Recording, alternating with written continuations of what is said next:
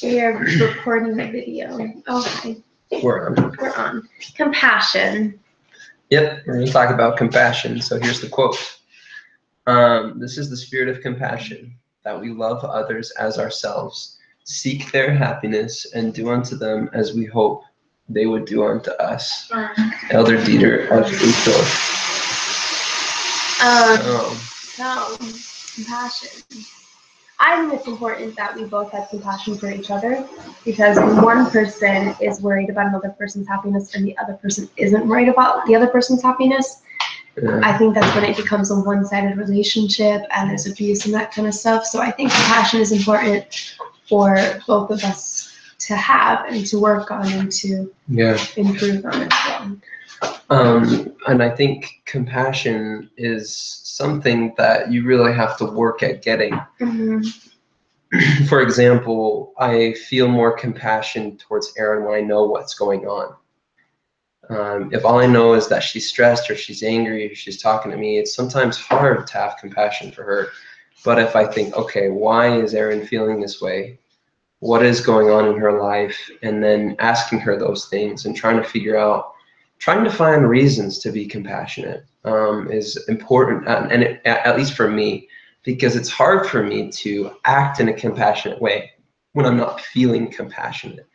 And so being able to feel compassion is important, and sometimes I can get compassion for her in hard moments by reflecting on those good moments that we do have together. Yeah. Reflecting on how much she has done for me, even though in this moment she may be doing certain things that I don't like, that I can be in a compassionate because of everything that's happened, and also understand where she's coming from in this moment.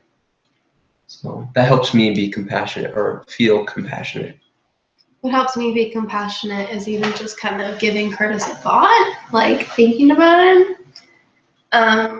Like for instance, there was one time that we were having hamburgers and there were two buns. One was more burnt than the other, and without even thinking about it being a problem, I took the unburnt bun.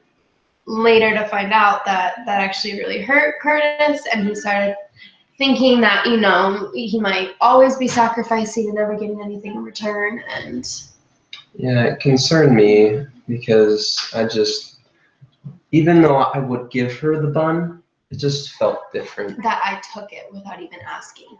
And that's the thing, is like I didn't do it to be malicious or to make sure that he didn't get that bun or to make sure he got the burnt bun, but I just did it without even thinking about him. And so trying to develop a habit of thinking about him and what does he want helps me to develop that quality of compassion for him. And I think that brings up a good point, in that we have to be compassionate to the individual circumstances of the person. For example, that was a trigger for me. It seemed small, and to her it was small, but to me it was a big deal. And those moments happen all the time, where one thing where we don't think isn't that big of a deal is a real big deal for the other person. Yeah. And to be compassionate in that instance is to accept that reality that they have, and to love them, and to try and understand where they're coming from, even if it doesn't make sense to us. Yeah. I mean, it happens every day. Like, we decide whose house we're going to go to. And that requires compassion too, because of course each of us feel comfortable in our own space. We just don't want to walk across. We also, I don't want to hop over the wall. Like, yeah, that's a big reason. But it's trying to think about the other person and put their wants and their needs over your own.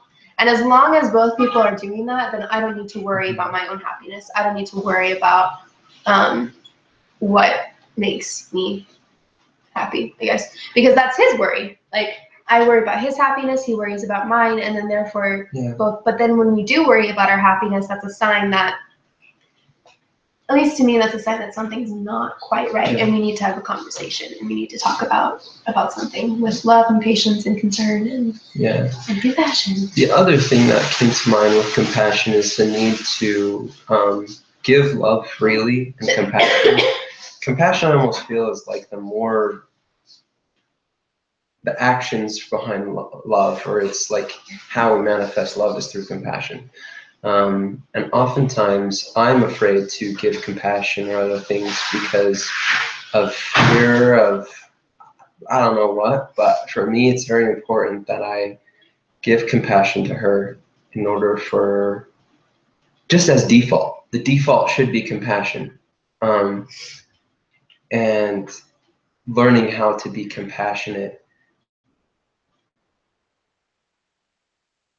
before anything else is sometimes hard because in my life I've experienced that I know I'm not compassionate to everybody all the time, simply because I'm scared of people, or I'm scared of circumstances and situations, or I'm afraid of being made fun of, or other things like that. And when you are compassionate out in the world, sometimes people make you fun of you for it.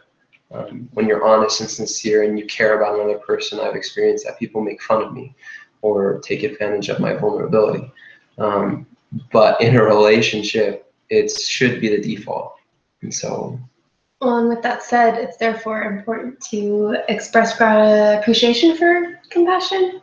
And in those moments when I feel as though you really appreciate something I've done, or I feel like you feel love for me. Yeah. Those honestly are some of the best moments, and that's ultimately what I want, is to make you feel loved. So, but it's also important that when you do something compassionate for me, it's important that I express my appreciation and gratitude for that too. Yeah. So that you know, and that honestly makes the action almost sweeter, and you want to do it again. Yeah, it reinforces it. Yeah. That's